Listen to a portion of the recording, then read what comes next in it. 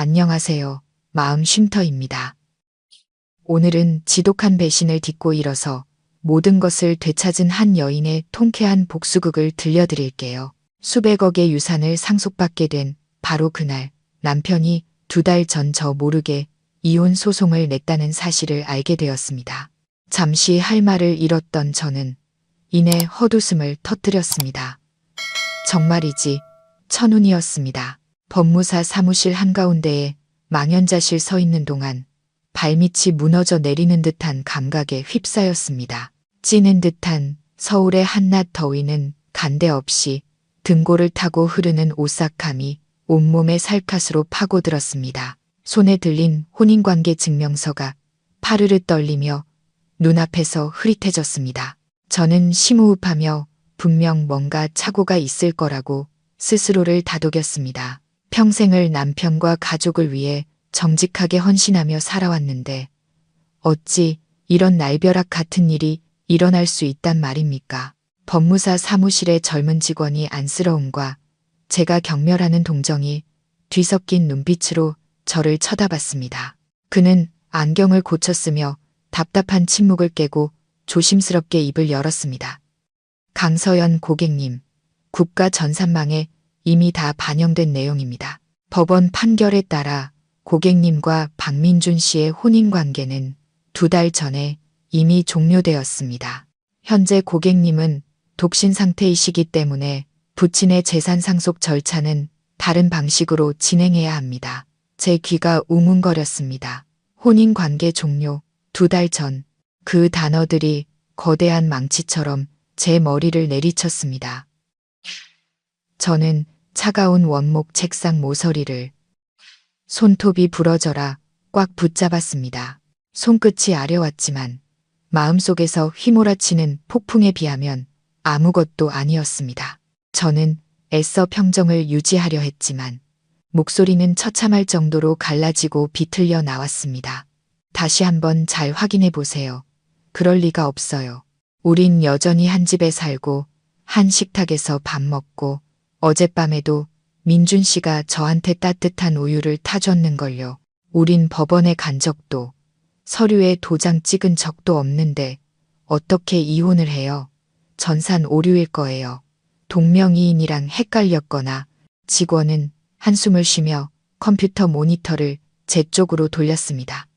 그 위에는 검은 글씨로 협의 이혼 확인, 판결문이 선명하게 떠 있었습니다. 사건 번호, 날짜, 판사의 직인, 그리고 가장 고통스러운 것, 바로 제 서명이었습니다. 부드럽게 흘려쓴 제가 늘 자랑스러워하던 그 필체, 이제는 날카로운 칼날이 되어 제 심장을 도려내는 듯 했습니다. 분명 제 서명이었습니다. 하지만 이제 막 눈을 감으신 아버지의 영혼에 맹세컨대 저는 이 빌어먹을 서류에 펜을 댄 적이 없었습니다. 저는 비틀거리며 몇 걸음 물러나 의자에 주저앉았습니다. 머릿속이 팽이처럼 빙빙 돌았습니다. 2달 전.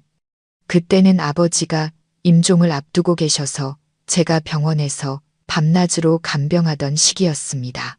눈물이 마르도록 울고 뜬 눈으로 수많은 밤을 지새우던 그때 제가 가장 믿었던 남편 민주는 어디에 있었을까요? 그는 아버지 병원비를 벌기 위해 새로운 프로젝트 때문에 지방으로 장기 출장을 가야 한다고 했습니다. 아버지 간병에만 신경 쓰라고 회사 일과 집안일은 모두 자기가 알아서 하겠다고 했습니다. 그가 말한 알아서 한다는 게 바로 이런 방식이었을까요? 어젯밤 우유를 건네주던 민준의 눈빛이 떠올랐습니다. 그는 저를 한참 동안 헤아리기 힘든 깊은 눈으로 바라봤습니다. 그때는 상심에 지친 아내를 안쓰럽게 여기는 눈빛이라고 생각했습니다. 하지만 지금 돌이켜보니 그건 사냥감이 숨을 거두기 전 마지막으로 지켜보는 포식자의 눈빛이었습니다. 그는 모든 것을 계획했습니다. 제가 가장 고통스럽고 가장 약하고 가장 무방비한 순간을 이용해 등 뒤에서 치명적인 칼을 꽂은 것입니다. 걷잡을 수 없는 분노가 치밀어 올라 심장을 태워버릴 것 같았습니다. 울음조차 나오지 않았습니다. 지금 눈물은 가장 사치스럽고 쓸모없는 것이었습니다. 그를 찾아야 했습니다. 왜 저에게 이런 짓을 했는지 이유를 물어야 했습니다.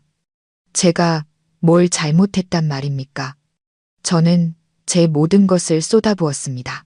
어머니가 남겨주신 집까지 팔아 그가 회사를 차리도록 도왔고, 그가 아무것도 가진 것 없는 시골 촌뜨기였을 때부터 뒷바라지했습니다. 저는 이름 없는 그를 모두가 우러러보는 명문대 교수이자 번듯한 회사의 대표로 만들어 주었습니다. 그런데 그는 은혜를 이렇게 갚는단 말입니까? 저는 직원의 부름을 뒤로 한 채 법무사 사무실을 뛰쳐나왔습니다. 따가운 햇살이 얼굴에 내리꽂혔지만 뜨거움을 느낄 수 없었습니다. 오직 살을 내는 듯한 한기만이 온몸을 감쌀 뿐이었습니다. 저는 떨리는 손으로 휴대폰을 꺼내 민준의 번호를 눌렀습니다. 고객님께서 전화를 받을 수 없어. 감정 없는 기계음이 저를 조롱하듯 반복되었습니다. 회사 비서에게 전화했습니다. 그녀는 쩔쩔매며 말했습니다. 대표님은 오늘 회사에 안 나오셨어요. 중요한 파트너를 만나러 가셨다고 아무도 방해하지 말라고 하셨습니다.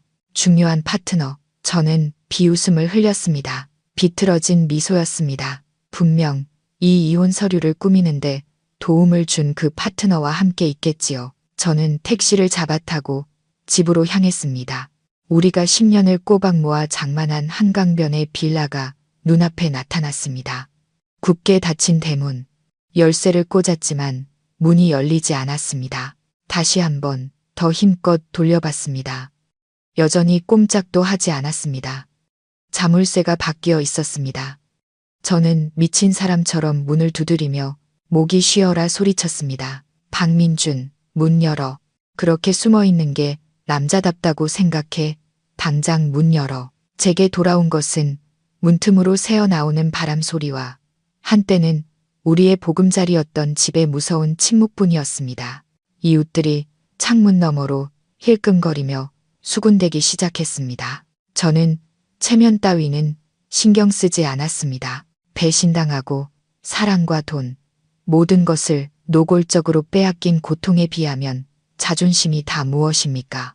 그때 휴대폰이 울렸습니다. 모르는 번호로 온 문자였습니다. 열어보니 짧은 주소 한 줄과 사진 한 장이 있었습니다. 사진 속에는 민준이 고급 레스토랑에서 점심을 먹고 있었습니다. 그의 맞은편에는 뒷모습만 보이는 한 여자가 앉아 있었지만 찰랑이는 긴 검은 머리와 자그마한 체구는 제가 결코 잊을 수 없는 모습이었습니다. 그리고 더 끔찍한 것은 그 여자 옆에는 귀여운 남자아이가 앉아 있었고 민준이 다정하게 아이에게 죽을 떠먹여주고 있다는 것이었습니다. 아이는 민준과 눈, 코가 물방울처럼 똑 닮아 있었습니다. 저는 화면을 뚫어져라 쳐다봤습니다. 심장이 솟는 것 같았습니다. 이 주소는 서울에서 가장 비싼 주상복합 아파트였습니다. 제가 살고 싶다고 노래를 불렀지만 민준이 늘 낭비라며 반대했던 곳. 알고 보니 그는 돈이 아까운 게 아니었습니다. 그저 저에게 쓰는 돈이 아까웠을 뿐. 그는 가장 좋은 모든 것을 다른 사람에게 바치고 있었던 겁니다. 저는 눈물을 닦고 택시에 올라탔습니다. 기사님이 백미러로 저를 보며 괜찮으시냐고 걱정스럽게 물었습니다. 저는 고개를 끄덕였지만 속은 이미 산산조각 나 있었습니다. 괜찮지 않았습니다. 저는 죽기 일보 직전이었습니다. 하지만 죽기 전에 내 인생을 짓밟은 자들의 진짜 얼굴을 똑똑히 봐야 했습니다. 저 여자가 누구인지, 저 아이는 어디서 나타났는지 알아야 했습니다. 택시는 붐비는 도로를 질주했습니다. 저는 뒷좌석에 앉아 휴대폰을 꽉 쥔 채 복수심에 불탔습니다. 나 강서연, 평생 남을 위해 살았고 누구도 해친 적이 없는데 왜 하늘은 저에게 이토록 불공평하단 말입니까? 기다려, 박민준. 당신의 연극은 이제 막을 내렸어. 오늘 내가 보여줄게. 이 강서연이 당신 마음대로 가지고 놀다 버리는 인형이 아니라는 걸 저는 낯선 문자가 알려준 최고급 주상복합 로얄 팰리스 1806호 앞에 섰습니다. 붉은 카펫이 깔린 복도는 고요했지만 내딛는 발걸음 하나하나가 돌덩이처럼 무거웠습니다. 쿵쾅거리는 심장 소리가 귓가에 들리는 듯 했습니다. 두꺼운 문 저편에서 기다리고 있을 적나라한 진실이 두려우면서도 한편으로는 마주할 수밖에 없다는 생각에 가슴이 졸아들었습니다. 저는 초인종을 누르지 않았습니다. 초인종을 누르면 그들이 문을 열어주지 않거나 거짓말을 준비할 시간을 줄 것 같았습니다. 저는 벽 한쪽에 몸을 숨기고 기다렸습니다. 영원처럼 느껴지던 15분이 흐르고 마침내 문이 열렸습니다. 즐거운 웃음소리가 새어나왔고 애교 섞인 맑은 여자 목소리가 들렸습니다. 오빠, 오늘 오후에 우리 아들 일찍 데리러 와야 해. 아이스크림 먹고 싶대. 그리고 이어지는 민준의 목소리. 낯설도록 다정하고 부드러운 지난 10년간 단 한 번도 저에게는 들려주지 않았던 그 목소리였습니다. 응, 알았어. 당신이랑 아들은 푹 쉬고 있어. 나는 나가서 그 늙은 여자 처리하고 올게. 금방 끝나. 지금쯤 법무사 사무실에서 미쳐 날뛰고 있겠지. 늙은 여자. 그가 저를 늙은 여자라고 불렀습니다. 피가 머리로 솟구쳤습니다. 더 이상 참을 수 없었습니다. 저는 그가 문 밖으로 나오자마자 튀어나가 앞을 가로막았습니다. 민주는 그 자리에 얼어붙었고 얼굴에서 핏기가 싹 가셨습니다. 그는 말을 더듬었습니다. 서연 씨, 당신이 왜 여기에? 저는 그의 눈을 똑바로 쏘아보며 불타는 증오를 담았습니다. 저는 대답 대신 그의 옆을 스쳐 집 안으로 돌진했습니다. 고급 가구와 눈부신 조명으로 가득 찬 호화로운 거실. 소파에 앉아 깎아놓은 과일을 들고 있던 한 여자가 있었습니다. 제가 뛰어 들어오자 그녀는 깜짝 놀라 접시를 떨어뜨렸습니다. 요란한 파열음이 건조하게 울려 퍼졌습니다. 그녀가 고개를 돌렸습니다.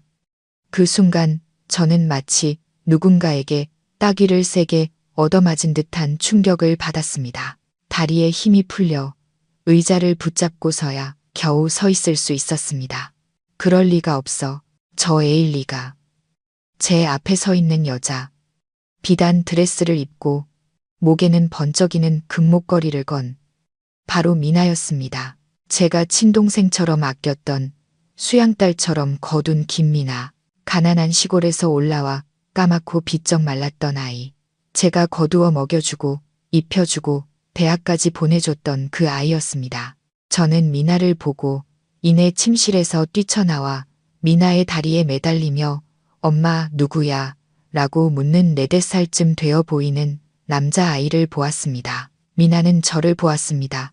처음에는 겁에 질린 눈빛이었지만 이내 소름 끼칠 정도로 차갑고 뻔뻔한 표정으로 바뀌었습니다. 더 이상 예전에 착하고 주눅 들어있던 미나가 아니었습니다. 그녀는 허리를 꼿꼿이 펴고 머리를 쓸어 넘기며 저를 곁눈질로 쳐다봤습니다. 서연 언니, 놀러 왔구나. 집이 좀 어수선한데 아직 정리를 못해서. 일단 앉아. 저는 입을 떡 벌렸습니다. 제 귀를 의심했습니다. 그녀는 마치 제가 초대받지 않은 손님인 양인사를 건넸습니다. 저는 고통에 찬 목소리로 소리쳤습니다. 미나, 너 이게 무슨 짓이야? 왜 하필 너야? 내가 널 친동생처럼 여기고 먹여주고 재워주고 서울로 데려와서 사람 만들어줬는데 어떻게 내 남편을 뺏어갈 수가 있어? 어떻게 내 등 뒤에 칼을 꽂아, 미나야. 미나가 입꼬리를 올리며 비웃었습니다. 그 미소는 지독히도 잔인했습니다. 서연 언니, 착한 언니, 코스프레 좀 그만해. 언니가 날 도운 거야. 아니면 우월감 채우려고 불쌍한 애한테 적선한 거야? 먹여주고 입혀준 건 맞지만 그 대가로 몇 년이나 언니 집에서 식모살이를 시켰잖아. 언닌 부자고 우아하고 난 그저 언니 뒤치다꺼리나 하는 시골뜨기였고 언니 눈치 보면서 사는 거 이제 진저리가 나. 저는 그 자리에 얼어붙었습니다. 알고 보니 그녀의 눈에 제 친절은 그저 동량에 불과했습니다. 지난 세월 동안 제가 품 안에서 뱀을, 집 안에서 여우를 키우고 있었다는 사실을 몰랐던 겁니다. 그때 정신을 차린 민준이 들어와 문을 쾅 닫았습니다. 그의 얼굴에서는 아까의 두려움은 사라지고 비열한 남자의 본 모습이 드러났습니다.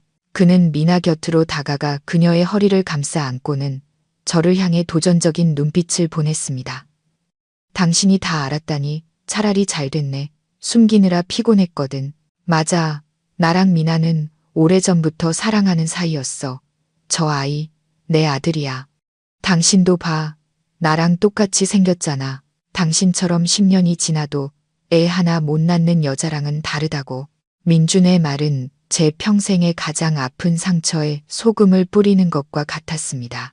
아이를 갖지 못하는 것은 제 인생 최대의 고통이었습니다. 수없이 병원을 다녔지만 소용없었죠. 그는 예전에 괜찮다고, 우리 둘만 있으면 충분하다고 했습니다. 알고 보니 그는 마음속에 담아두고 있었고 그것을 저를 배신할 핑계로 삼았던 겁니다. 저는 순진한 눈으로 저를 바라보는 아이를 보았습니다. 저렇게 컸다는 것은 저 둘이 최소 4, 5년 전부터 몰래 만나왔다는 뜻이었습니다. 그때 미나는 여전히 우리 집에 살면서 저를 언니라 부르고 민준을 형부라 불렀습니다. 세상에, 저는 하늘을 우러러 소리치고 싶었습니다. 제 집에서, 제 바로 눈앞에서 저 둘이 그런 추악한 짓을 저질렀던 겁니다. 저는 세상에서 가장 어리석은 여자였습니다.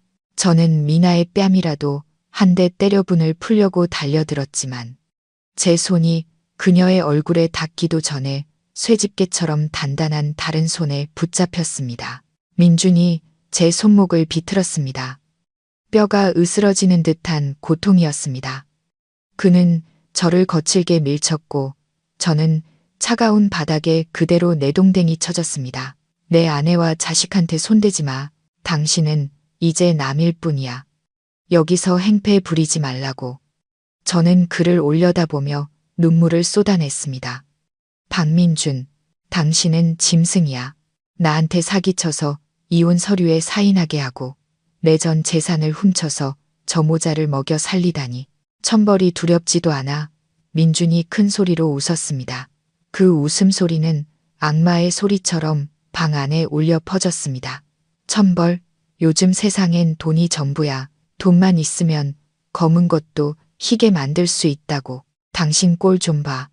늙고 추한 데다 애도 못 낳잖아. 내가 당신을 사랑했다고 생각해? 지난 세월 동안 당신을 참아준 것만으로도 충분해. 나에겐 이제 새로운 가족과 대를 이을 아들이 있어. 그러니 알아서 눈앞에서 사라져줘. 미나가 옆에서 가볍지만 독이 든 한마디를 덧붙였습니다. 언니, 그냥 가. 애가 무서워하잖아. 재산은 민준 오빠가 이미 다 자기 이름으로 돌려놨어.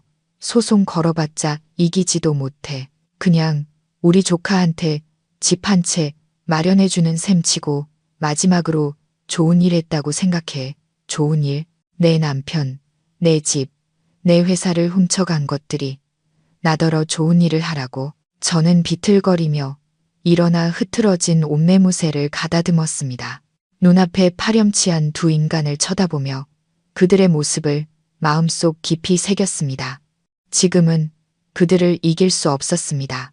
저는 혼자였고 기력이 다했으니까요. 하지만 포기하지 않을 겁니다. 저는 민준을 향해 똑바로 손가락질하며 떨리지만 단호한 목소리로 말했습니다. 좋아, 당신들 정말 대단하네. 오늘 내가 졌어. 인정하지. 하지만 박민준, 김미나, 내 말 똑똑히 기억해. 당신들이 내게서 빼앗아 간 모든 것, 단 1원도 빠짐없이 되찾을 거야. 그리고 당신들이 치러야 할 대가는 수천 배는 더 비쌀걸. 인과응보는 누구도 피해갈 수 없으니까 저는 뒤돌아 걸어 나왔습니다. 아이를 차마 다시 볼 수 없었습니다. 아이는 죄가 없지만 아이의 존재 자체가 용서할 수 없는 죄악의 증거였으니까요. 그 문을 나선 뒤 저는 집으로 돌아가지 않았습니다.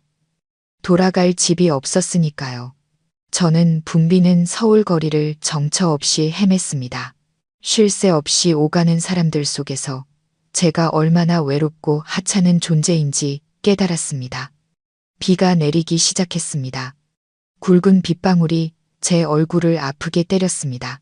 저는 하염없이 걸었습니다. 빗물과 눈물이 뒤섞여 얼룩진 화장을 씻어냈지만 마음속에서 들끓는 분노는 씻어낼 수 없었습니다. 그날 밤 저는 허름한 골목 안 낡은 여관방에 몸을 누였습니다. 축축한 공기와 이불에 밴 차가운 담배 냄새에 헛구역질이 났습니다. 저는 추위와 충격으로 떨리는 몸을 웅크린 채 누워 있었습니다. 옛 기억들이 악몽처럼 밀려와 저를 괴롭혔습니다. 15년 전이 생각났습니다. 그때 저는 열정 넘치는 KAIST 학생이었고 민주는 소심하고 남루한 옷차림의 지방대생이었습니다. 밥값도 아껴야 할 정도로 가난했죠. 저는 그의 성실하고 착한 모습에 마음이 끌렸습니다. 저는 아침을 굶어가며 그에게 책을 사주었고 그가 집에서 지원이 끊겼을 때 대신 등록금을 내주기 위해 과외 아르바이트를 했습니다.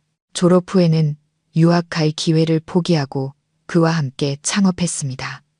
어머니의 결혼 예물을 모두 팔고 사방에 돈을 빌려 아주 작은 소프트웨어 회사를 차렸습니다. 힘들었던 초창기 우리는 라면으로 끼니를 때우며 사무실 바닥에서 잠을 잤습니다.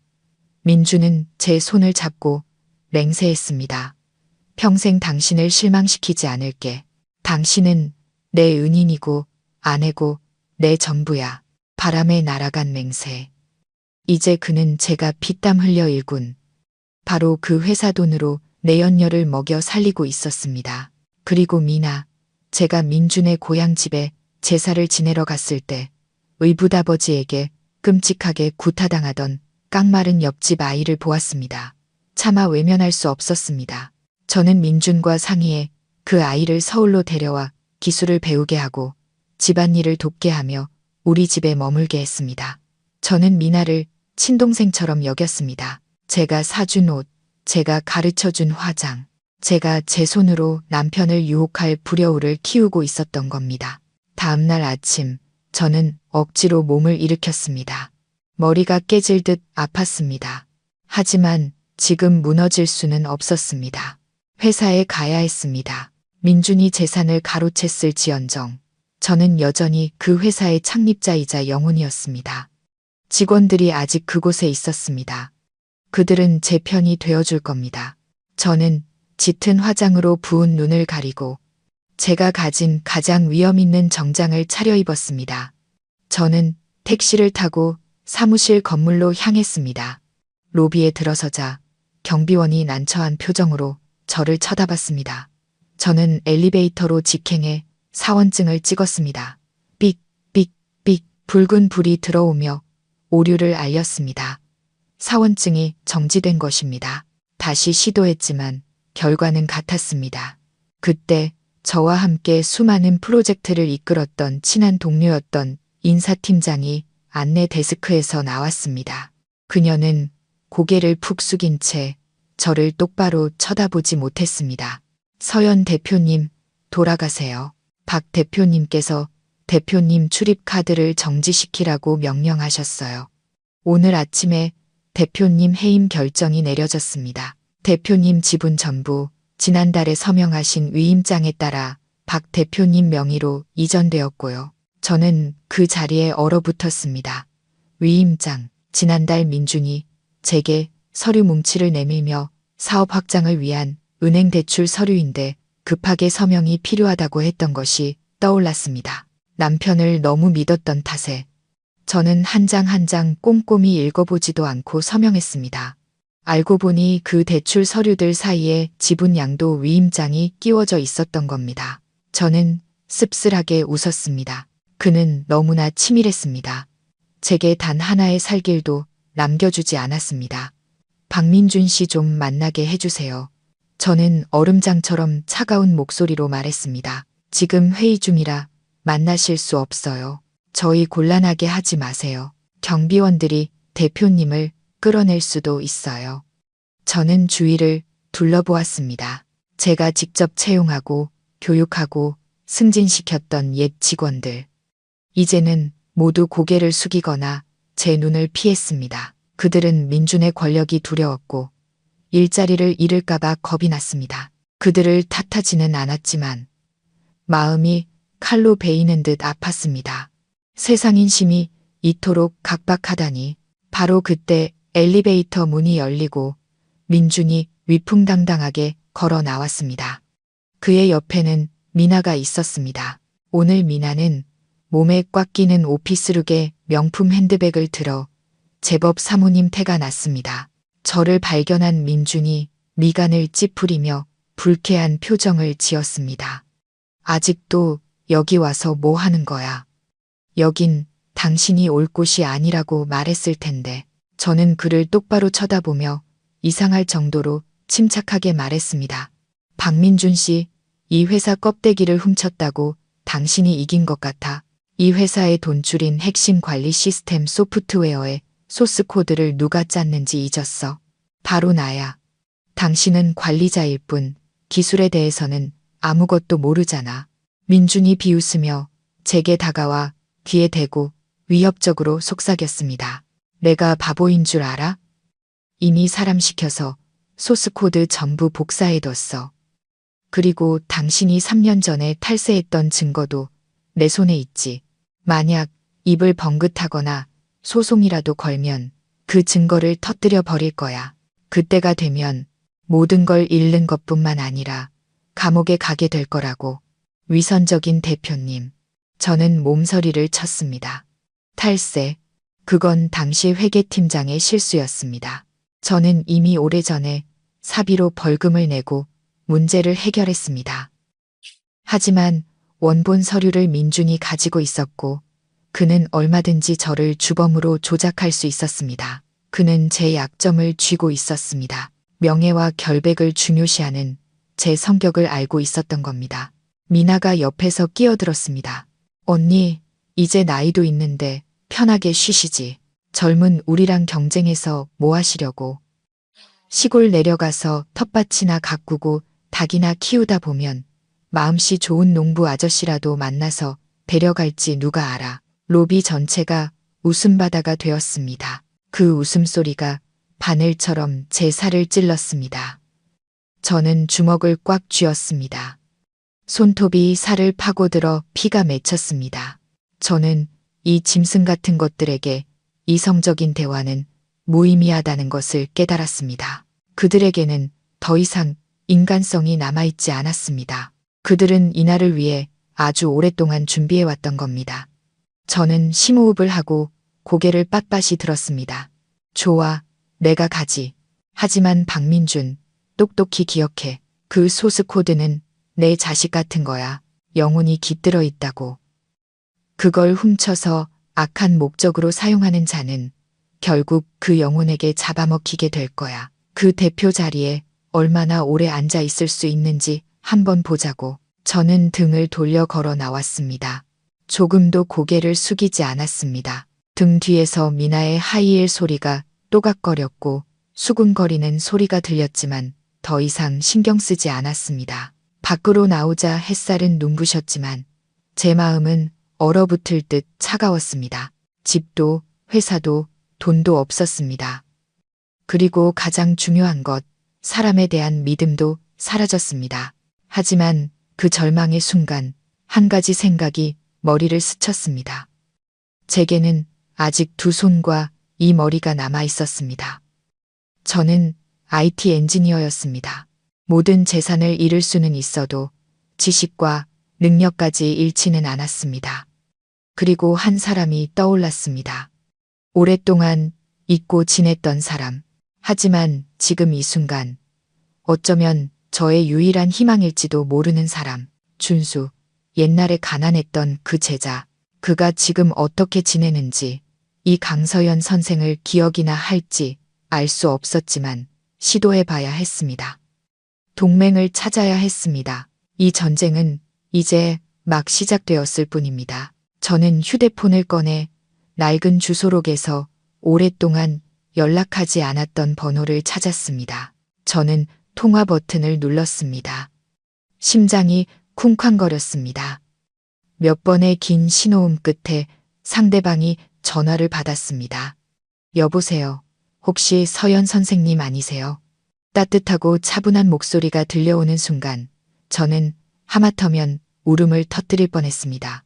준수야, 나다. 내 도움이 필요해. 그 운명적인 전화 한 통이 저를 절망의 맵에서 건져주었습니다.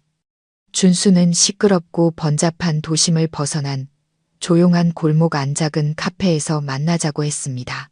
저는 약속 시간보다 일찍 도착해 카페 구석에 웅크리고 앉아 복잡한 생각에 잠겨 있었습니다.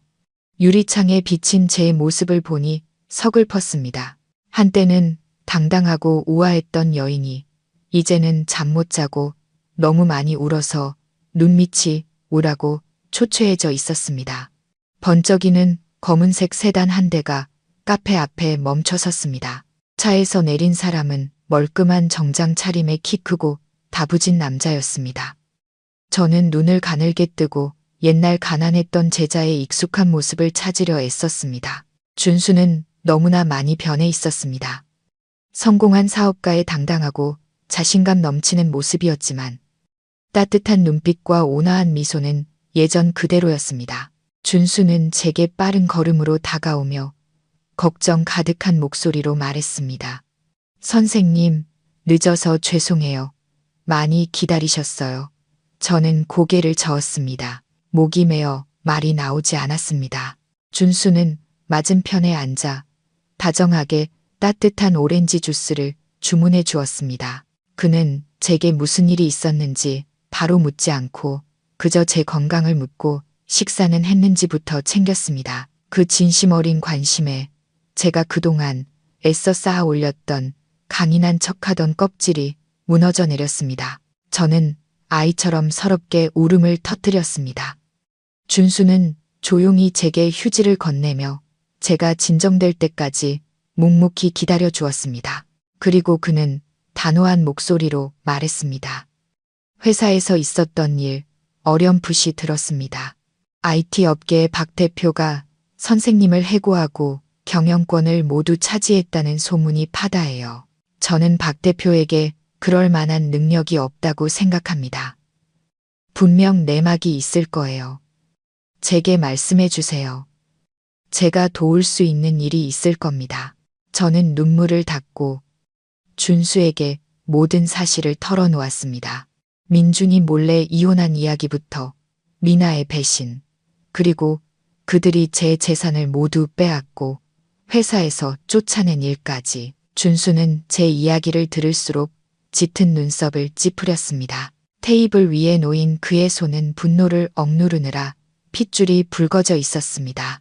정말 쓰레기 같은 놈들이군요. 한때 스승님으로 존경했던 박 대표가 그런 파렴치한 인간일 줄은 몰랐습니다. 선생님, 걱정 마세요. 제가 선생님이 억울한 일을 당하도록 내버려 두지 않겠습니다. 제가 막 귀국했지만 이 업계에서 어느 정도 영향력과 자원은 있습니다. 선생님께서 당연히 되찾아야 할 것들을 되찾을 수 있도록 돕겠습니다. 저는 준수를 바라보았습니다. 고마운 마음과 함께 걱정이 앞섰습니다. 준수야, 내 마음은 정말 고맙다. 하지만 지금 민준 씨는 세력이 막강하고 모든 법적 서류를 쥐고 있어. 너까지 위험해질까봐 걱정된다. 너는 이제 막 사업을 일으켰는데 나 때문에 곤란한 일에 엮이지 않았으면 좋겠어. 준수가 저를 안심시키려는 듯 믿음직한 미소를 지었습니다. 걱정 마세요. 옛날의 선생님과, 아니, 그분이 도와주시지 않았다면 지금의 저는 없었을 겁니다. 선생님이 나눠주셨던 도시락 반찬, 애써 구해주셨던 장학금, 저는 평생 잊지 않고 있습니다. 이제 제가 그 은혜를 갚을 때입니다. 게다가 저는 알고 있습니다. 민주는 회사의 껍데기만 가졌을 뿐 핵심인 소프트웨어 소스 코드는 선생님만이 완벽하게 이해하고 계시다는 걸요. 우리는 바로 그 지점을 공략할 겁니다. 준수는 저를 그가 개인 작업실로 쓰기 위해 마련해둔 작지만 모든 것이 갖춰진 오피스텔로 데려갔습니다. 그는 민준과 미나의 방해를 피할 수 있도록 당분간 이곳을 제 집처럼 편하게 쓰라고 했습니다. 준수는 제가 다시 일할 수 있도록 고사양 컴퓨터까지 세심하게 준비해 주었습니다. 그날 밤 환하게 켜진 모니터 앞에 앉아 있으니 새로운 생기가 온몸에 흐르는 것 같았습니다. 저는 더 이상 혼자가 아니었습니다. 하늘은 제게서 최악의 남편을 앗아갔지만 그 대신 최고의 동료이자 은인을 보내주었습니다. 저는 첫 코드를 입력하기 시작했습니다. 더 이상 옛 회사를 위해서가 아니었습니다. 더 강력하고 더 뛰어난 새로운 시스템을 구축하여 민준이 결코 상상하지 못할 반격을 준비하기 위해서였습니다. 하지만 인생은 코드처럼 간단하지 않았습니다. 제가 희미한 희망의 빛을 발견했을 때 어둠은 더 잔혹하고 냉정하게 덮쳐왔습니다. 준수의 집에서 며칠 지내며 저는 조금씩 기운을 차리고 있었습니다. 하지만 민준과 미나는 저를 그렇게 쉽게 놓아주지 않았습니다. 그들은 굶주린 거머리처럼 피를 빨고도 희생자의 뼈까지 발라내려 했습니다. 어느 날 아침 준수가 마길 때문에 외출했을 때였습니다. 초인종이 요란하게 울렸습니다. 현관문 렌즈로 밖을 보니 살기등등한 표정에 민준과 미나가 서 있었습니다. 저는 심장이 철렁 내려앉았습니다. 어떻게 제가 여기 있는 걸 알았을까요? 분명 사람을 붙여 저를 감시했을 겁니다. 저는 문을 열어주지 않으려고 했지만 민준이 문을 쿵쿵 두드리며 소리치기 시작했습니다. 온 아파트가 떠나갈 듯 했습니다. 강서연, 문 열어. 거기 숨어 있는 거 다 알아. 문 안 열면 경비원 불러서 부숴버릴 거야. 소란 피워서 당신 얼굴에 먹칠하기 싫으면 당장 열어. 저는 준수와 이웃들에게 피해를 줄까봐 어쩔 수 없이 문을 살짝 열었습니다. 민주는 즉시 문을 거칠게 밀치고 안으로 들어왔습니다. 미나가 의기양양한 표정으로 그 뒤를 따랐습니다. 민주는 집안을 둘러보며 비웃었습니다. 이야, 제법 잘 꾸며놨네. 남편한테 버림받은 지 며칠이나 됐다고 벌써 젊은 놈이랑 붙어먹는 거야? 당신도 참 대단하다, 강서연. 그러니 그렇게 빨리 이혼 서류에 도장을 찍었지. 더 맛있는 떡이 기다리고 있었구나. 저는 분노로 온몸이 떨렸습니다. 적반하장도 유분수지. 뻔뻔하게 흑백을 뒤바꾸다니. 입 닥쳐. 당신 같은 비열한 기준으로 남을 판단하지 마. 여기는 무슨 일이야. 더 이상 당신들에게 빼앗길 것도 없어. 미나가 앞으로 나서며 서류 뭉치를 테이블 위에 탁 던졌습니다. 언니, 말이 좀 심하네. 언니가 대표로 있으면서 횡령한 돈은 다 어디다 숨겼어. 민준 오빠가 회사를 맡아보니 장부에 구멍이 한두 군데가 아니던데 알아서 내놓는 게 좋을 거야. 안 그러면 우리가 험한 꼴 보여주게 될 테니까. 저는 서류를 집어들었습니다. 그것은 그들이 저를 공금 횡령으로 몰아가기 위해 조작한 가짜 지출 명세서와 유령 경비 처리 내역이었습니다. 너희들 미쳤구나. 나는 회사를 위해 내 인생을 바쳤어. 제 투자를 위해 월급도 제대로 안 가져갔는데 무슨 횡령이야. 나를 죽음으로 내몰아야 속이 시원하겠어. 민준이 제게 다가와 얼굴을 마주했습니다. 그의 눈이 이글거렸습니다. 난 그런 거 몰라. 이 차용증에 서명해. 30억. 내가 무능하게 경영해서 회사에 끼친 손해에 대한 배상금이야. 당장 서명해. 30억. 그들은 제게 하늘에서 떨어진 거대한 빚을 씌우려 했습니다. 지금 제 수중에는 단돈 1원도 없는데 어디서 30억이 난단 말입니까? 저는 그 종이를 갈기갈기 찢어 민준의 얼굴에 던졌습니다. 서명 안 해. 그렇게 잘났으면 법대로 해. 나는 떳떳하니까 두려울 것 없어. 민준이 제 뺨을 세차게 내리쳤습니다. 너무나 강한 충격에 저는 의자 위로 쓰러졌고 입술에서 피가 흘렀습니다. 이 고집센 여자야. 내가 아직도 옛날처럼 여왕님인 줄 아나 본데 지금 넌 그냥 버려진 개신새야. 서명 안 하면 내가 널 살아도 사는 게 아니게 만들어주지. 이 사회 전체에 내 진짜 모습을 알려줄 거야. 그때도 네가 고개를 들고 다닐 수 있는지 한번 보자고. 미나가 옆에서 낄낄거리며 비아냥거렸습니다. 민준 오빠, 살살해. 언니, 이제 늙어서 뼈도 약한데 때려 죽이면 우리만 손해잖아. 천천히 괴롭혀서 정신 차리게 해야지. 서연 언니, 내가 진심으로 충고하는데 그냥 조용히 서명해. 언니 시골에 부모님이 남겨주신 땅 있잖아. 그거 팔면 민준 오빠 빚은 충분히 갚을 수 있을걸. 가지고 있어봤자 뭐해? 죽을 때 가져갈 수 있는 것도 아닌데. 저는 경악했습니다. 알고 보니 그들은 제 조상들의 위패를 모신 선산까지 노리고 있었던 겁니다. 그것은 제게 남은 마지막 재산이자 제 영혼의 안식처였습니다. 그들은 저를 집도 절도 없는 떠돌이로 만들어 뿌리까지 뽑아버리려 했던 겁니다. 나가, 당장 나가. 저는 소리치며 테이블 위에 꽃병을 집어 그들을 향해 던졌습니다. 꽃병이 산산조각 났습니다. 민준과 미나는 움찔하며 뒤로 물러섰습니다. 막다른 길에 몰려 목숨을 걸고 덤벼들 기세인 저를 보고 민준이 저를 향해 손가락질하며 위협했습니다. 좋아, 기다려봐. 오늘은 이만 가주지. 하지만 넌 절대 못 빠져나가. 내가 예의라는 게 뭔지 똑똑히 가르쳐 줄 테니까. 그들은 떠났고 저는 어질러진 방 한가운데서 처참한 고통 속에 홀로 남겨졌습니다. 저는 바닥에 주저앉아 소리 없이 얼굴을 감싸고 울었습니다. 인간의 탐욕은 정말 무서웠습니다. 끝이 없었고 은혜와 인간에마저 집어삼킬 준비가 되어 있었습니다. 민준의 위협은 빈말이 아니었습니다. 이틀 뒤 진짜 악몽이 시작되었습니다. 그날 저는 준수에게 고마움을 표하기 위해 저녁 식사를 준비하려고 장을 보러 나갔습니다. 인도를 걷고 있을 때였습니다.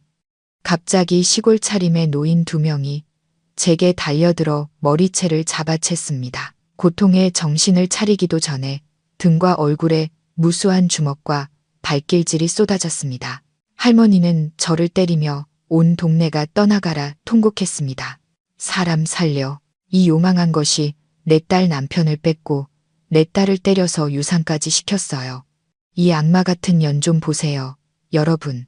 할아버지는 대나무 지팡이로 제 다리를 후려치며 온갖 욕설을 퍼부었습니다.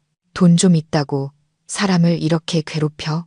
내가 우리 미나를 얼마나 고생시켰는데 이제 내 외손주까지 죽이려고 해? 내가 오늘 너를 때려 죽여서 그 버릇을 고쳐놓고 말겠다. 저는 정신이 아득해져 발버둥 쳤지만 흉흉한 기세에 2사람을 당해낼 수 없었습니다.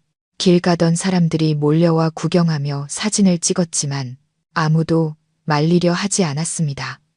불똥이 튈까 두려웠던 겁니다. 그들은 2 노인의 절절한 비난을 믿는 듯 했습니다. 저는 그들을 알아보았습니다. 미나의 시골 부모님이었습니다. 분명 민준과 미나가 거짓말로 그들을 선동해 저를 망신시키고 압박하기 위해 서울로 불러올린 것이었습니다. 저는 애써 소리쳤습니다. 아주머니, 아저씨, 제 말 좀 들어보세요. 저는 미나한테 아무 짓도 안 했어요. 제 남편을 뺏어간 건 미나라고요. 아직도 주둥이를 놀려 퍽 또 한 번 뺨을 맞았습니다. 눈앞에서 불꽃이 튀었습니다. 미나의 어머니는 제 머리채를 잡고 인도 위를 질질 끌고 다녔습니다. 옷은 찢어지고 살갗은 긁혀 피가 흘렀습니다. 제가 거의 정신을 잃을 뻔했을 때 경찰차가 쌩 소리를 내며 멈춰 섰습니다. 경찰관들이 내려와 2 노인을 저에게서 떼어놓았습니다. 경찰서에서도 미나의 부모는 계속해서 울부짖고 드러누우며 제가 노인을 폭행하고 딸을 학대했다고 주장했습니다. 곧이어 민준이 보호자 자격으로 나타났습니다. 그는 양쪽에서 시달리는 괴로운 남편인 척 연기했습니다. 그는 제 곁으로 와 조용히 조언하는 척했지만 사실상 협박이었습니다. 봤지? 미나 부모님 성격이 불같아. 당신이 일을 크게 만들어서 그분들이 당신을 노인 폭행 상해죄로 고소하면 당신은 꼼짝없이 감옥에 가야 해. 그냥 조용히 합의서에 서명해. 그럼 내가 그분들 설득해서 고소 취하하게 할게. 괜히 시끄럽게 해서 당신 망신당할 필요 없잖아. 저는 극도의 분노로 민준을 쏘아보았습니다. 그는 이 모든 것을 꾸몄습니다. 다른 사람의 손을 빌려 저를 괴롭히고 다시 중재자인 척 나타난 것입니다. 저는 피 섞인 침을 그의 얼굴에 뱉었습니다. 이 비겁한 놈, 장인, 장모까지 내 복수의 도구로 이용해. 민준이 얼굴을 닦으며 눈빛이 차갑게 변했습니다. 서명하든 말든 마음대로 해. 안 하면 오늘 밤 유치장에서 자게 될 거야. 내가 듣기로 거기 무서운 언니들이 많다던데. 당신 같은 신참을 아주 좋아한대. 저는 몸서리를 쳤습니다. 혼자인 제게는 다른 선택지가 없었습니다. 저는 떨리는 손으로 펜을 들어 이 굴욕을 삼키며 합의서에 서명했습니다. 경찰서를 나설 때 온몸이 쑤시고 아팠지만 마음의 상처는 수만 배는 더 고통스러웠습니다. 저는 준수의 집으로 비틀거리며 걸어갔습니다. 마음속으로 되뇌었습니다. 대체 인간의 잔인함에는 끝이 있는 걸까? 미나의 부모에게 입은 육체적 상처 때문에 저는 며칠간 병원에 입원해야 했습니다.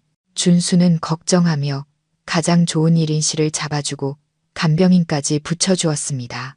하지만 준수 역시 회사 일과 저를 위한 법적 절차 준비로 바빠 24시간 내내 제 곁에 있을 수는 없었습니다. 준수가 자리를 비우고 간병인이 죽을 사러 간 틈을 타 미나가 병원으로 찾아왔습니다. 그녀는 혼자가 아니었습니다. 시골에서 소문난 망나니 그녀의 남동생을 데리고 왔습니다. 미나는 병실에 들어와 문을 잠갔습니다. 그녀는 침대에 누워있는 저를 통쾌하다는 듯 쳐다보며 테이블 위에 날카로운 과도를 만지작거렸습니다. 서연 언니, 목숨 한번 질기네. 그렇게 맞고도 아직 겁이 없어? 아직도 그 준수라는 놈한테 붙어서 소송 준비나 하고? 저는 피곤해서 눈을 감았습니다. 그녀의 얼굴을 보고 싶지 않았습니다. 또 뭘 원하는데? 제발 나 좀 내버려둬. 미나가 까르르 웃었습니다. 난 언니가 우리 부부 눈앞에서 사라져 줬으면 좋겠어. 언니가 살아있는 게 너무 거슬리거든. 말을 마친 그녀는 갑자기 과도로 자신의 팔을 길게 그었습니다. 피가 솟구쳤습니다. 그녀는 과도를 제 침대 쪽으로 던지고는 비명을 질렀습니다. 사람 살려, 서연 언니가 사람 죽여요. 저는 경악하며 눈을 떴습니다. 무슨 일인지 파악하기도 전에 미나의 남동생이 달려들었습니다. 그는 말없이 제 배를 걷어찼습니다. 이 독한 년, 감히 우리 누나를 찔러. 내가 널 죽여버리겠어. 그는 제 머리채를 잡고 침대 프레임에 쿵쿵 두었습니다. 저는 정신이 혼미해졌고 코피가 흘렀습니다. 애원하려 했지만 그는 미친 짐승처럼 아픈 제 몸에 무차별적으로 주먹을 날렸습니다. 여러분, 와서 보세요. 이 여자가 질투심에 우리 누나를 칼로 찔렀어요. 우리 가족을 다 죽이려고 해요. 의사와 간호사, 병원 보안 요원들이 들이닥쳤습니다. 피 흘리는 팔을 붙잡고 서럽게 우는 미나. 그리고 제 바로 옆에 놓인 칼. 모두가 저를 경멸과 공포가 뒤섞인 눈으로 쳐다봤습니다. 아무도 제 해명을 듣지 않았습니다. 미나가 연출한 가짜 현장은 너무나 완벽했습니다. 때마침 민준도 달려와 미나를 끌어안고 지극한 남편 연기를 펼쳤습니다. 그는 저를 손가락질하며 소리쳤습니다. 강서연, 당신 정말 너무하는군. 내가 예정을 생각해서 당신을 봐줬더니 어떻게 미나한테 이렇게 잔인한 짓을 할 수 있어? 사람을 죽이려고 했어. 경찰 불러. 당장 저 여자 체포해. 저는 침대 위에 웅크린 채 숨도 쉴 수 없을 만큼 고통스러웠습니다. 눈물과 피가 뒤섞여 뺨을 타고 흘렀습니다. 저는 주변의 얼굴들을 보았습니다. 의사, 간호사, 다른 환자들 모두가 저를 위험한 범죄자처럼 쳐다봤습니다. 너무나 억울했습니다. 하늘이시여, 어찌 눈이 없으십니까? 소리치고 싶었지만 목이 메어 소리가 나오지 않았습니다. 바로 그때 준수가 뛰어들어왔습니다. 멍투성이가 된 저를 보고 준수는 미나의 남동생을 밀치고 저를 감쌌습니다. 지금 무슨 짓들입니까? 누가 병원에서 사람을 때리도록 허락했죠? 민준이 쏘아붙였습니다. 네, 그 늙은 애인한테나 물어봐. 칼로 내 아내를 찔렀다고. 네가 저 여자를 감싸면 너도 공범이야. 준수는 칼과 미나의 상처, 그리고 숨을 헐떡이는 저를 차례로 보았습니다. 그는 즉시 상황을 파악했습니다. 준수가 크게 소리쳤습니다. 말도 안 되는 소리 하지 마시오. 서연 선생님은 앉아있을 기력도 없는 분인데 어떻게 사람을 찌릅니까? 병원복도 CCTV에 다 찍혔을 겁니다. 누가 칼을 들고 들어왔는지 CCTV 확인을 요청하겠습니다. CCTV라는 말에 미나의 얼굴이 하얗게 질렸습니다. 민준도 흠칫했습니다. 그는 서둘러 미나를 부축하며 일어섰습니다. 일단 아내 응급치료부터 해야겠어. 이 얘기는 나중에 하지. 사람 목숨이 더 중요하니까.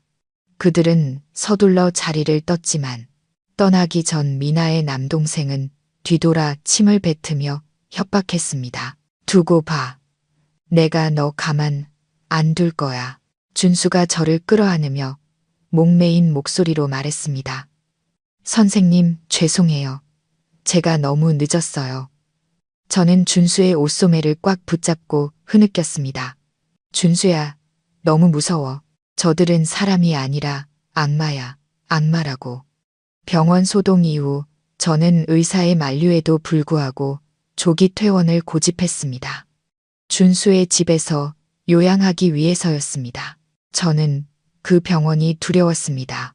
사람들의 비난 어린 눈초리가 또다시 무슨 짓을 저지를지 모르는 그들이 두려웠습니다. 준수는 고객사의 기술 문제를 해결하기 위해 지방으로 급히 출장을 가야만 했습니다. 그는 제게 문단속을 철저히 하고 절대 밖에 나가지 말며 필요한 것은 배달 서비스를 이용하라고 신신당부했습니다. 저는 준수에게 조심하겠다고 약속했지만 불행은 홀로 오지 않는 법이었습니다. 그날 오후 모르는 번호로 전화가 걸려왔습니다. 수화기 너머에서는 낯선 남자의 목소리가 들렸습니다. 공원묘지에 있는 아버지의 묘가 누군가에 의해 파헤쳐지고 훼손되었다는 소식이었습니다. 저는 그 말을 듣고 다리에 힘이 풀렸습니다.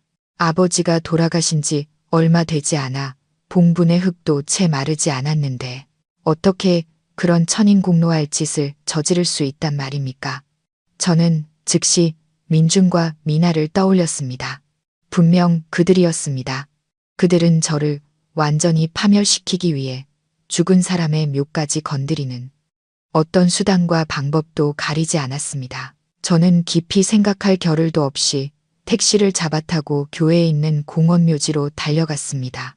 해가 저물어가는 묘지는 적막하고 스산했으며 칼바람이 몰아쳤습니다. 저는 허둥지둥 아버지의 묘를 찾았지만 모든 것이 멀쩡했습니다. 훼손된 흔적은 어디에도 없었습니다. 저는 안도의 한숨을 내쉬었지만 곧이어 불길한 예감에 휩싸였습니다. 속은 것이었습니다. 저는 뒤돌아 입구로 달려가려 했지만 수풀 속에서 작은 트럭 한 대가 튀어나와 제 길을 막았습니다. 온몸에 문신을 한 거구에 남자 셋이 차에서 내렸습니다. 그들은 말없이 달려들어 제 입을 막고 트럭으로 저를 질질 끌고 갔습니다. 저는 발버둥치며 한 놈의 손을 물었지만 그는 제 뺨을 세차게 내리쳤고 마취제가 묻은 수건으로 제 코와 입을 막았습니다. 모든 것이 암흑 속으로 사라졌습니다. 제가 다시 정신을 차렸을 때 저는 버려진 창고의 차가운 바닥에 누워 있었습니다.